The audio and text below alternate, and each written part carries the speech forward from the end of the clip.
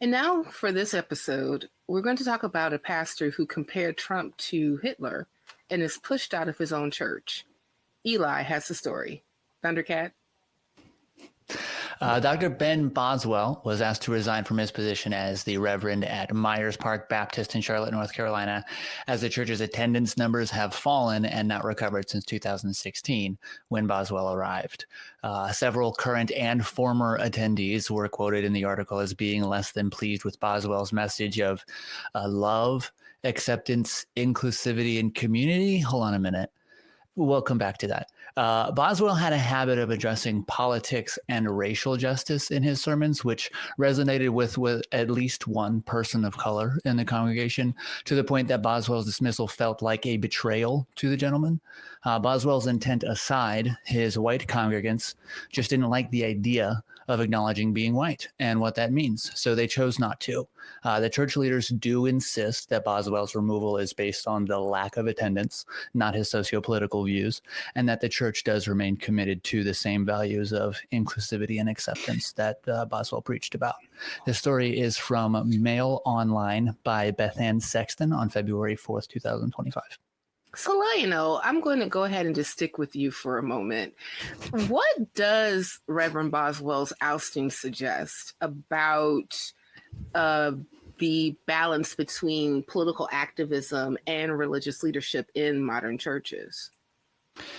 So this particular church does have, like, in their mission statement, it does suggest that, like, it is an opening, a welcoming church. It's identified in the article as a liberal church.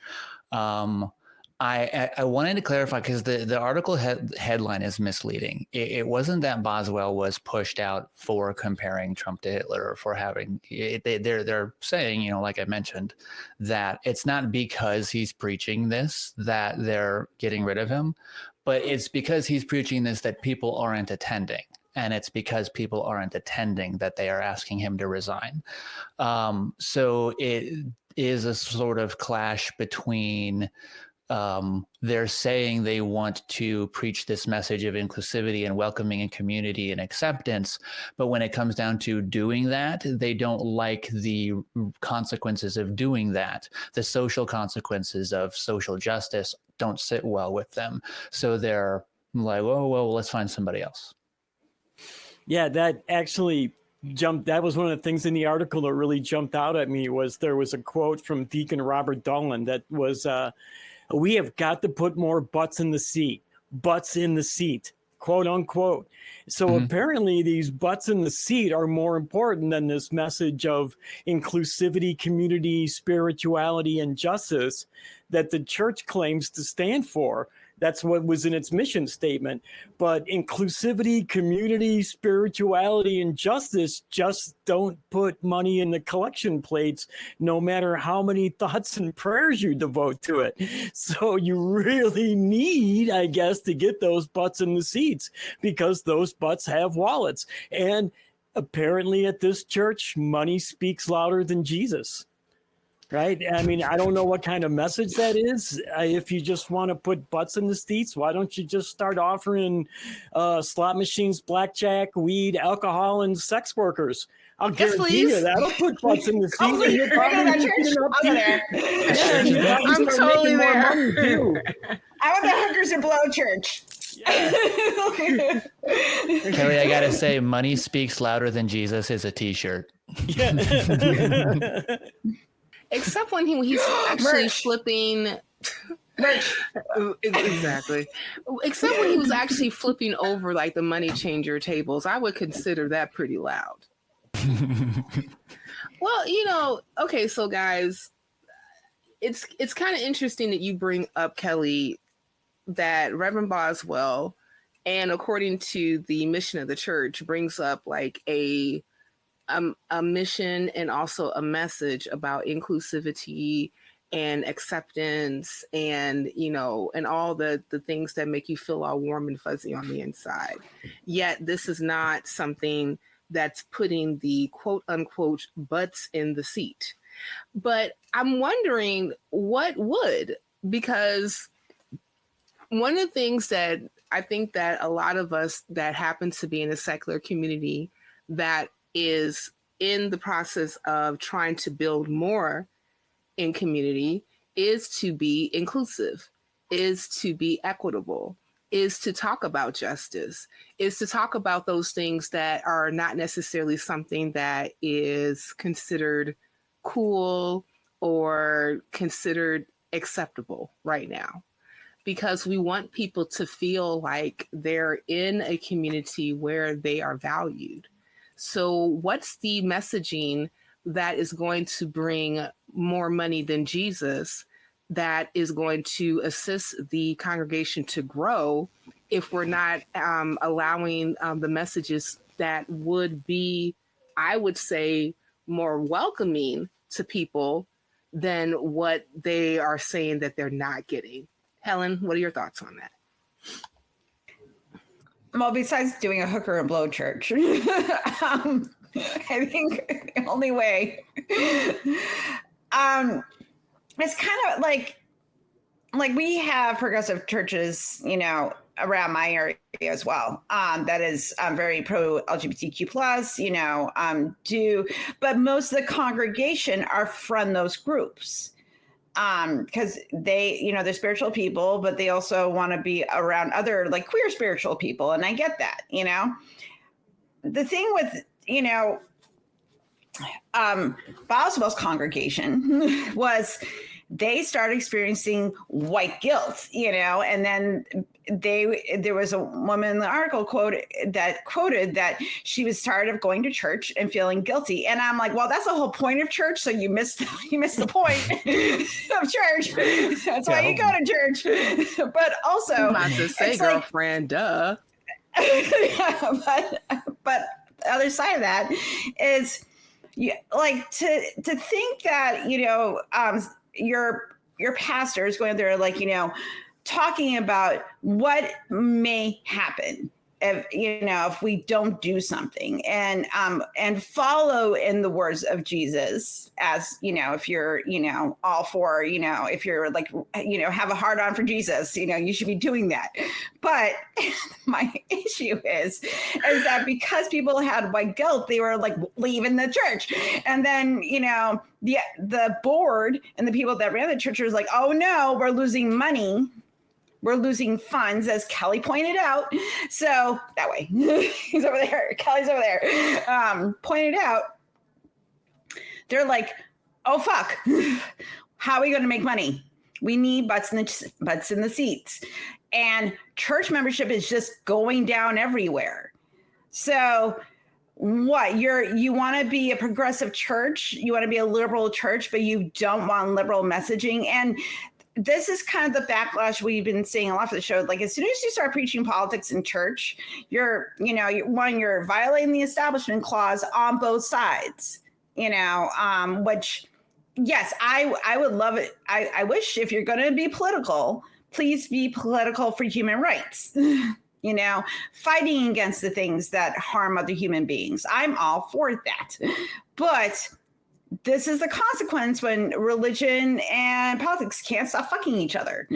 You're going to get these issues of people, they're going to leave for either reason. Either you're going to be too progressive or you're going to be too conservative, and people, if they don't like the messaging, it isn't in line with their values, they're going to leave. And this is a natural consequence. Yeah, I don't know that there is anything that they could say to bring those butts into the church. Let's face it, the pews are bleeding worshipers like crazy right now. It's a trend we've been seeing for the last 3 or 4 decades. So I'm not sure that there's anything that they could be doing to bring those butts back into the church. I just don't know that there is. So Kelly, do you think that the church should prioritize growing a congregation over prioritizing social justice messaging? Is there a way to reconcile between the two? Should religion dress like, Mary, and politics dress like Uncle Sam, and then continue to boink one another? How does that work? Here's an interesting question that gets brought up by one of the things you just asked, right? Sure. We want to keep our government out of religion, right? Now, shouldn't we also be keeping the religion out of our government? So when we're talking about the church rallying for this government issue, is that something the church should be doing? Should they be working on those political issues, or should they just be working on other social issues like helping the poor? Right? I don't know that churches need to be getting involved with anything political at all. And that's my big stance. Nothing political at all. But there are many social issues that you can work on. Like I say, like helping out the poor. I don't know why more churches aren't doing that. You know, it always seems like they're more than willing to help the one poor person within their congregation. But if you're not in their congregation, they don't have any interest in helping you out. So I mean, I just don't. Yeah, I don't think, like I say, I don't think they should get involved in politics at all. Well, I don't know. I would have to say, excuse me, Lionel. It's going to be a little bit difficult for me to actually say that politics is going to completely be out of the religious pulpit, only because, you know, one of the things that you mentioned, Kelly, is that there are social issues that the church could totally work on that could actually make people's lives better. But, you know, if we're going to be honest, a lot of times that would also involve some type of political and policy change in order for that to convey. For instance, let's talk about the poor. We know that we have more working poor people in the United States than we do people who happen to be at the, you know, upper echelon of, you know, income, right? So a lot of times, in order for them to get out of one area into something that makes more sense would concern the government actually saying, okay, we want to help with that. And the ones who would sometimes have their finger on the pulse to that particular issue is the church. So if they're seeing poor people come into their domicile every week, they're, you know, being part of, you know, feeding programs. If the church happens to have, say, for instance, a shelter, you know, they know how many people are coming in order for them to house them, things of that nature.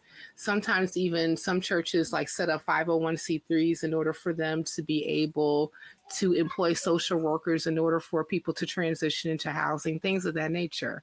Well, and if we really think about it, all that stuff is political.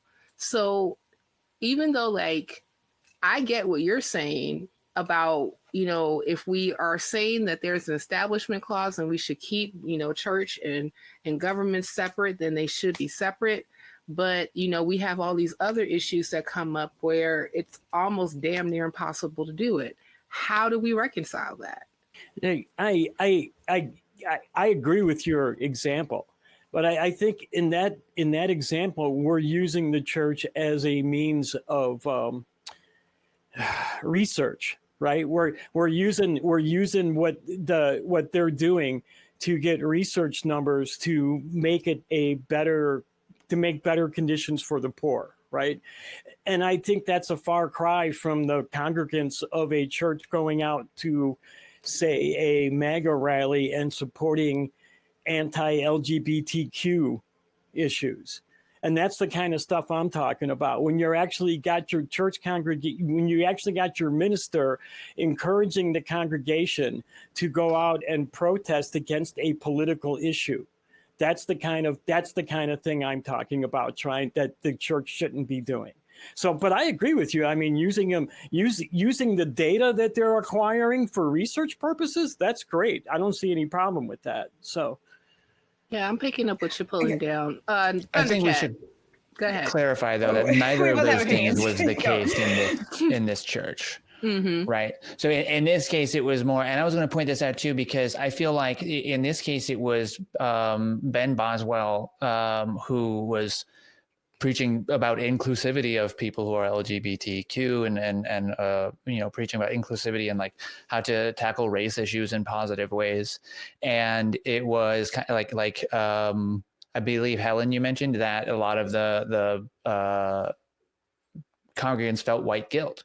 And I think that's something, because, and I guess I couldn't speak for everybody, but I know that what happened to me early on in my like learning journey is that when I learned about ways that I was benefiting from things that were harming other people that didn't live the same life as me, that didn't, that people of color, people who are marginalized, and it does make you feel guilty, because you start to realize like, well, I don't want anybody else to suffer, but I also don't want to give up this benefit.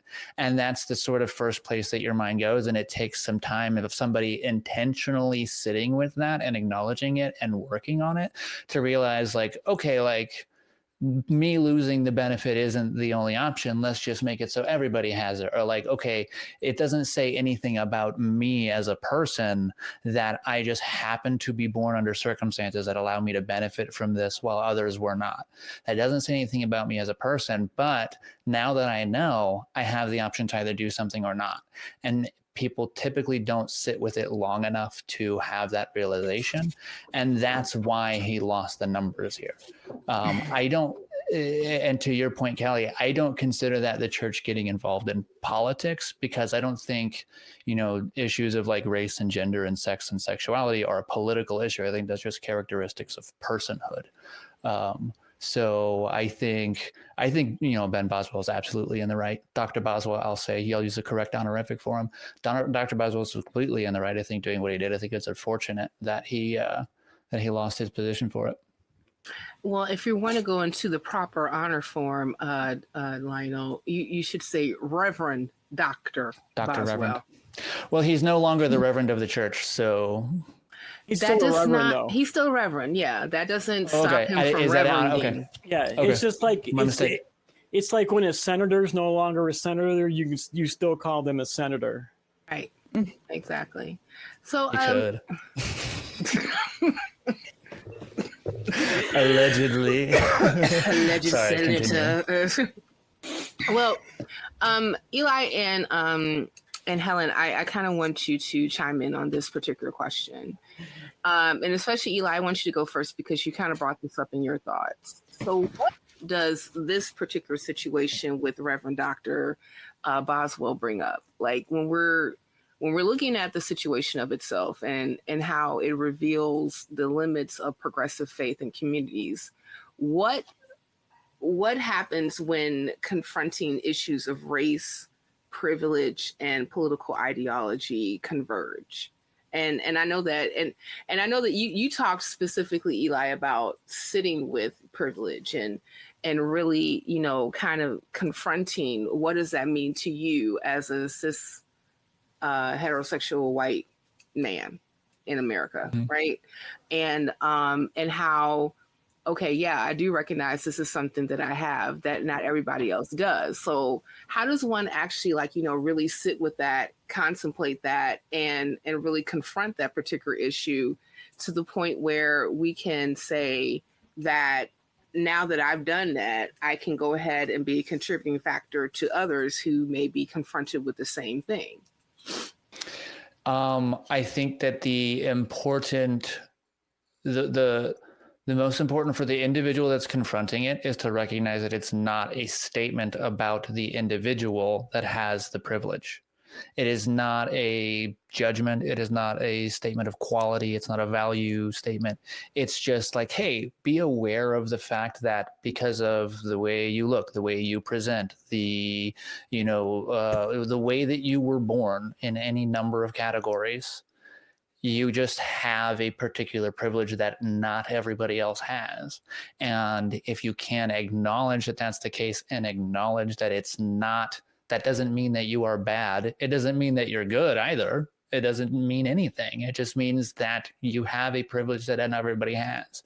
And when you recognize that, you can, with great power comes great responsibility. I don't know if we're allowed to use that, but I mean, you can use that to help others. Uncle Ben. Thank you, Uncle Ben. As long as you don't sing it, you're fine. Once you recognize that you have that, you can then, not only it seems kind of strange to say use that for good, but like there are ways in which you can do that, and you can then start to find ways that people are trying to make changes so that nobody, so that everybody has that benefit, so that nobody's suffering. And then you can just kind of, just don't take it personally. That's it. Like, it's not personal. Gotcha. Thanks, Lionel. Helen, pet cats. So it's kind of, for me, it's a little weird for me personally existing because I'm white and I'm cis presenting, but I'm also a woman and I'm queer. So I get certain benefits of privilege, but other benefits I do not have. So when you're kind of in that in between space, you become hyper aware of the things you have privileges of and the things that you don't. And I think that the complexity of it too can be lost on people, like especially like if you're a white cis woman, you have certain benefits that you take it for granted, but you're still in certain circles considered a second-class citizen because you own a vagina. So, as it goes. So, we're like, you as a Black woman we're both women, but we're having a different experience based on our race. You just like, you have more melanin than me. So, whatever. I don't know what that means, but apparently it means something. And I'm pretty brown skin. Yeah, beautiful brown skin. So, and for a good time, so when you're dealing with these like intersectionalities of feeling the effects of history and society upon you, you have to deal with that complexity. And I think, as Eli said, some people, like, I had to sit there and think about like what ways I'm privileged and what ways that I'm not privileged and how they intersect. As Eli said, some people that as soon as that cognitive dissonance starts, rearing its ugly head, they don't sit there and go, well, I'm comfortable. Obviously, like I don't want anything happen to marginalized groups, but they're not thinking about how their privilege, which, as Eli said, you just have it. It doesn't say anything about you. This is just history, rearing its head again. And that's what you're facing. And it takes work to like sit there with those feelings and go, is this true? And how does this affect my place, affect others? And I'm going to lift others up with me, or am I just going to sit comfortably and just be like, okay, well, let them figure it out. Yeah, I think that all of us that are sitting on this panel right now can identify, because of the way that we present, that we have a certain privilege. All of us do. But how that shows up in certain spaces is going to differ because of our lived experience being who we are. But I think that one of the things that Reverend Boswell was trying to highlight so desperately to his congregation is that, listen, because we are all people who are here, there's going to be certain privileges that we're going to possess because the majority of us are white. The majority of us are cis-presenting. The majority of us, have not experienced certain historical implications and issues that have befallen us that would, do things like, I don't know, mess with our income to the point where, like, there's going to be like certain things like redlining that's not going to be as an effect on us than it is going to be like for, say, somebody who is Black or somebody who happens to be from another marginalized community. Where as a cishet white male, if I go to the hospital, there's not going to be an automatic assumption that I don't feel pain, right? Like, but if I go to the hospital, that assumption sometimes is there. So I think that if I were to take anything away from this particular episode, and especially what the messaging that, Ben Boswell had, it was more so saying that all of us need to check our privilege.